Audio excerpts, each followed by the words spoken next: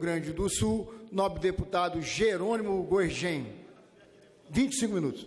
Muito bem, presidente, agradeço. Não darei aula nenhuma aqui, Vossa Excelência que tem habilidade para conduzir e acabou oportunizando a todos que pudessem falar, mas costumo falar de improviso, sem trazer algo escrito, mas por ser um grande expediente, temos um tempo maior e tenho muita honra de vir aqui, nesta tribuna, para o meu primeiro grande expediente desta casa, desde que aqui estou, desde 2011, e, portanto, escolhi um segmento que eu tenho muito orgulho de defender aqui nesta casa, e quero registrar a figura do Mauro Pereira, que é membro da nossa diretoria, que é o setor de máquinas e equipamentos, que nós presidimos aqui, Mauro, você, eu e um grupo de colegas, uma frente parlamentar importantíssima, que é a nossa frente parlamentar em defesa do setor de máquinas e equipamentos. Por isso, senhores e senhoras telespectadores, senhores e senhoras deputados e deputadas, preferi fazer escrito, para que a gente traga um pouco de conteúdo aqui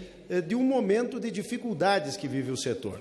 E por isso, em 2015, nós lançamos esta frente com cerca de 100 empresários do setor que estiveram aqui conosco. Foi um momento memorável que nós criamos um fórum aqui que pudéssemos, deputado Cherini, nosso coordenador da bancada gaúcha, debater e defender um segmento que é extremamente importante, que é o setor da indústria de máquinas e equipamentos, que é um setor meio decisivo para a indústria final e que, quando você tem a retração econômica que o nosso país teve, acaba perdendo, gerando desemprego, e quase um ano depois, muitas reuniões, audiências realizadas e a mudança de governo, estamos aqui diante de muitas incertezas ainda. Entendemos que a atuação da frente parlamentar é de fundamental importância para que haja um acompanhamento mais próximo e um poder de influência nos temas mais relevantes que tramitam no Congresso Nacional e que são de interesse da indústria de bens de capital e de interesse da sociedade, porque estamos falando de empregos. O setor reúne milhares de empresas em todo o Brasil, responsável pela geração de mais de 380 mil empregos diretos, com faturamento anual de mais de 80 bilhões. O ramo é líder nacional de exportação dentro do segmento da indústria de transformação, com um saldo de 11 bilhões de dólares em vendas em 2014. E aqui cabe registrar que 2014 foi um ano negativo, como ainda é o ano de 2015, por toda esta crise que nós estamos enfrentando. Mesmo com números impressionantes, o setor vem sendo afetado duramente pela desaceleração da economia. A situação tem se agravado sobremaneira. O nosso último pico do setor foi 2013, quando chegou a empregar 380 mil pessoas. Hoje, o setor opera com aproximadamente 310 mil. Foram perdidos 70 mil empregos nos últimos 2 anos. Mas o pior é ver como isso está se acelerando nos últimos tempos, embora agora, meu querido presidente Fraga, a mudança de governo, e é importante registrar aqui, muda o ânimo da economia, sim. Nós antes procurávamos o governo anterior, o governo Dilma, o desgoverno que aí está, e nós tínhamos dificuldades de sermos recebidos.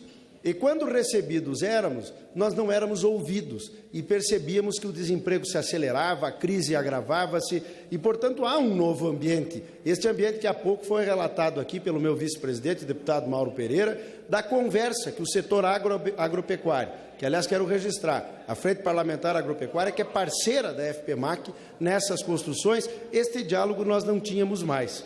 Então, surgiu a nossa frente parlamentar nesse momento importante, sensível da economia, e a busca desta retomada do crescimento num ambiente de recessão foi sempre a nossa grande bandeira.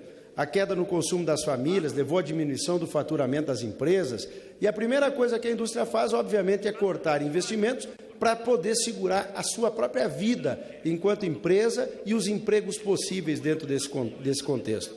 E nesta linha, o governo federal, que agora aí está, não pode cometer erros de um passado recente, propondo o aumento de carga tributária justamente no momento de crise. E aqui nós temos, deputada Conceição, nossa querida presidente da comissão, um ambiente onde a própria mudança cambial, ela precisa ser melhor analisada pelo Banco Central, para que nós não tenhamos uma oscilação brusca que do dólar alto seja ruim e o dólar em baixa prejudique também, como a gente percebe nesse setor, deputado Fraga, porque uma hora tem que exportar, outra hora tem que importar. Estamos, inclusive, pedindo agenda no Banco Central, no Ministério da Fazenda, para construirmos esse mecanismo. O governo federal já falava anteriormente, e o novo governo fala, numa alteração do PIS/COFINS, que eu penso que tem que levar muito em conta para que não venha qualquer alteração que possa ser necessária, tirar ainda mais competitividade de vários segmentos, e aqui eu coloco também os agroindustriais nesse contexto. No que diz respeito à indústria de máquinas e equipamentos, o nosso trabalho será o de acompanhar e negociar com o governo para evitar que as perdas sejam ainda maiores. Na nossa pauta da Frente Parlamentar, uma das principais formuladas é exatamente o chamado Custo Brasil. Desoneração da cadeia produtiva, criação de uma legislação para estabelecer critérios de conteúdo local, mínimo obrigatório para máquinas adquiridas através de benefício fiscal ou com financiamento público, a definição de margens de preferência para as compras de máquinas nacionais feitas por órgão público, a devolução de créditos tributários podres e a manutenção do Reintegra, que, aliás, aqui eu quero registrar, o ministro José Serra já manifesta nesse sentido, o ministro do Itamaraty, de Relações Internacionais, que isto possa ser mantido e melhorado, para que se aproveite os resíduos tributários não compensados por conta das exportações. Precisamos mostrar com todas as nossas forças que a atual recessão não poderá ser enfrentada com os atuais juros elevados. A atividade econômica continua estagnada e a economia brasileira caminha para mais um ano de recessão. O atual quadro de recessão não poderá ser enfrentado com os atuais juros elevados e a apreciação cambial. Essas medidas convencionais, além de não conter a inflação, trazem ainda mais recessão e agravam o processo de desindustrialização em curso há anos, especialmente nesses últimos 2 anos.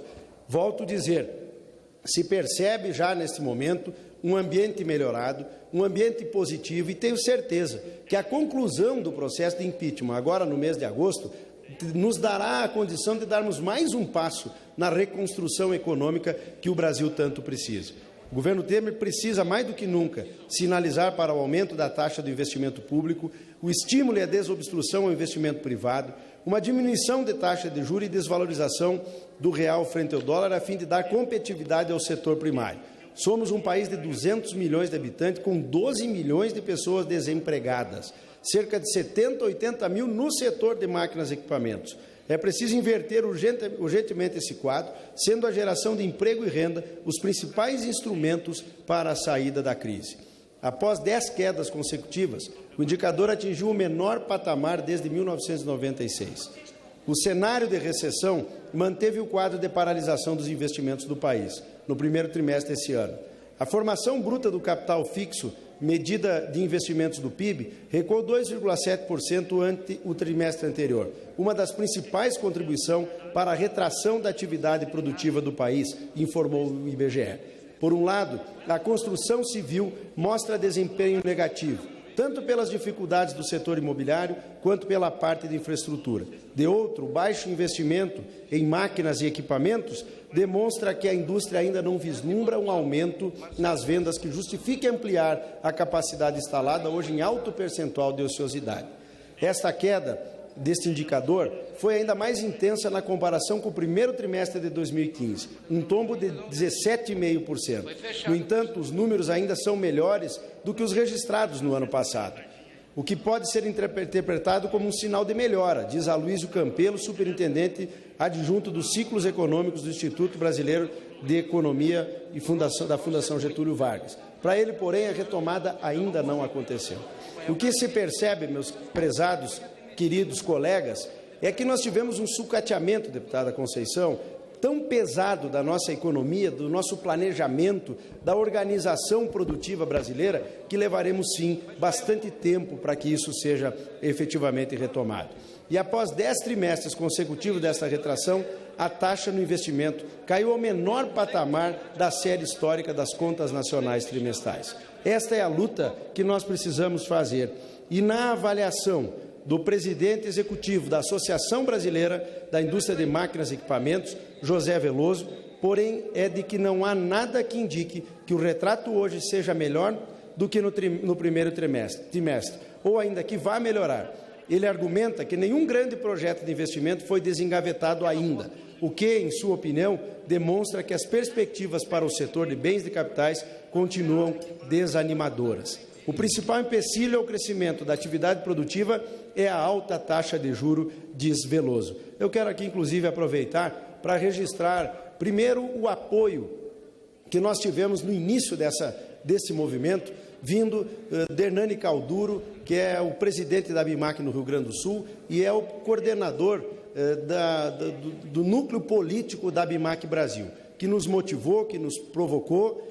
O Veloso, como presidente executivo, desde o início ao nosso lado, e especialmente naquele momento inicial, ao querido amigo Carlos Pastoriza, hoje ex-presidente da ABIMAQ, que deu o pontapé inicial e o aval político, junto com toda a sua diretoria, presidente, para que nós pudéssemos ter esse trabalho sendo feito e que agora assume uma grande figura, especialmente do setor de máquinas agrícolas, agropecuárias, que é João Marquesan, o novo presidente da ABIMAQ, que vem dando sequência, incentivando, estimulando e cobrando que possamos fazer o trabalho à altura da expectativa que o setor espera de nós. A indústria não só investiu menos porque encontrou espaço para exportar e apostou em ajustes da produção para se adequar à demanda externa. Os embarques brasileiros de produtos e serviços cresceram 6% na passagem do quarto para o primeiro trimestre no ano passado. O governo de Michel Temer, apesar de alguns problemas iniciais, deve trabalhar no sentido de propor medidas estruturantes, como se permanente fosse, e será a partir do mês de agosto, propondo abordagens econômicas, sociais, estruturais, que se projetarão para além de 2018. Nem tudo dará certo ou surtirá os efeitos desejados. Torcemos para que o Brasil reencontre o rumo do desenvolvimento com paz social. Torcemos para que o tempo, que é curto para as mudanças, já que a inflação alta, a recessão e o desemprego desacelerem e evitem o desconforto social. A retração da demanda acentua esse descontentamento. O ministro da Fazenda, deputado Miro, Henrique Meirelles, elaborou um pacote com algumas medidas, 4 básicas, visando a redução do endividamento público, se considerando o governo federal. Ainda não sabemos se essas medidas serão eficazes, porque boa parte delas depende da análise deste parlamento. A primeira medida propõe as despesas públicas só cresçam na proporção da inflação do ano anterior. Este é o debate em cima do PL 257 que temos nesta casa. Acredito que o governo precisa seguir mirando a redução da máquina pública, mostrando que está cortando na própria carne. A providência defendida pelo Palácio prevê o congelamento do orçamento nacional para 2016 e nos anos seguintes. E aqui eu faço suspendo a minha fala do setor de máquinas para fazer apenas um ponto de vista sobre a questão da dívida da União com os Estados. Houve agora uma empurrada dessa dívida para frente. 6 meses não precisarão os Estados pagar com a União. Eu quero apenas deixar claro, é uma medida necessária, é uma medida importante, mas erra quem diz que seja uma renegociação da dívida dos Estados com a União. O que tem aqui é o mérito do presidente Temer de entender aquilo que Dilma não entendia na relação federativa. E quero deixar registrado, sinaliza-se que estatais, bens públicos, poderão, antes deveriam pela lei, agora poderão ser usados pelos governadores para pagar parcelas das dívidas. Deputado Cherini, quero provocar a nossa bancada. Ou se renegocia a dívida toda, né, e se descobre se já pagamos ou não ela. Você traz o juro para um patamar do menor juro, que inclusive é o que o BNDES cobrou para fazer o porto lá de Cuba. Querer cobrar mais juros dos estados e entregar estatais para pagar parte da dívida, eu serei radicalmente contra, porque muito das estatais nós já não temos mais. Ou se quita a dívida, se mexe no estrutural, ou não se põe fora o resto do patrimônio público que nós temos. Então, faço esse registro e sei que é um debate importante que faremos agora, hoje, votando, inclusive, presidente, a urgência do 257. E quero alertar que muitos não votaram a urgência. Nós temos que ter esta urgência, deputado Mauro. O mérito, eu próprio sou contra o mérito como está hoje, mas a urgência, deputado Edinho, votada, nos criará um ambiente para negociarmos um projeto ideal aos estados. Sem a urgência, nós não vamos ter condição de negociar. Portanto, quem votou contra, vota contra os estados, né, para que a gente possa avançar. Se me permite, deputado Mauro, é rápido aqui a minha fala e a gente faz o fechamento ao final. E, portanto, a segunda medida diz respeito ao bloqueio de novos subsídios, repasses do governo para programas e projetos que não são autossustentáveis, que estão sendo construídos pelo governo. Isso evitaria aumento dos gastos, mas, enfim, é o debate que está posto, especialmente no 257. A terceira medida envolve o Fundo Soberano, fundo vinculado ao Ministério da Fazenda, que administra a poupança pública, criado em 2008, para recursos da exploração do pré-sal. O governo avalia as consequências jurídicas da extinção deste fundo soberano. O fim da participação obrigatória da Petrobras no pré-sal, que é o debate também que esta Casa vem tendo aqui. E a última medida, que seria a antecipação do pagamento da dívida do BNDES para o Tesouro Nacional no valor de 100 bilhões de reais que venceriam em 2060. Diante dessas propostas, precisamos discutir se elas serão eficazes, no sentido de apoiar a retomada da economia, que não sejam propostas meramente fiscais. A crise em nível federal se acentua quando falamos na situação dos nossos entes federados, completamente endividados e sem capacidade de investimento. O governo trabalha para aliviar os cofres dos estados, mas sem um plano de recuperação efetivo, nada mais será que um paliativo. O exemplo do Rio de Janeiro precisa servir de alerta para que tenhamos decretos de emergência, para que não tenhamos decretos de emergência cascata. E para encaminhar e oportunizar o grande expediente ao deputado Cherini, ao deputado Edinho e ao deputado Mauro, eu quero trazer aqui que, além deste orgulho, Mauro, que tenho de, junto contigo, conduzir a Frente Parlamentar da Indústria de Máquina, presido também a Frente Parlamentar dos Aeronautas nessa casa. Aliás, neste momento eu não estou acompanhando no Senado a criação e instalação da comissão, deputado Afonso, que trata do Código Brasileiro Aeronáutico, porque estou aqui dialogando com a sociedade brasileira, com vossas excelências, mas quero registrar que está neste momento, na última etapa, lá na CCJ, sob relatoria do deputado Elmar Nascimento, o projeto de lei dos aeronautas, onde nós trazemos o tema da segurança de voo, o tema da fadiga humana, que é responsável por 85% dos acidentes e incidentes aéreos no Brasil para a nossa legislação. Tem sido desde 2011 uma longa caminhada. Ainda não está tudo concluído para fazermos a votação. Quero fazer um apelo ao deputado Elmar Nascimento, que é o relator, que me garantiu que assim que destravada o andamento da comissão em razão do processo que envolve a cassação do deputado Eduardo Cunha, entregará seu relatório favorável à aprovação da lei, e estamos dialogando com o ministro Maurício Quintela, ministro do Transporte, e ministro Eliseu Padilha, os dois que solicitaram na semana passada a retirada de pauta do projeto para um arremate final antes da votação.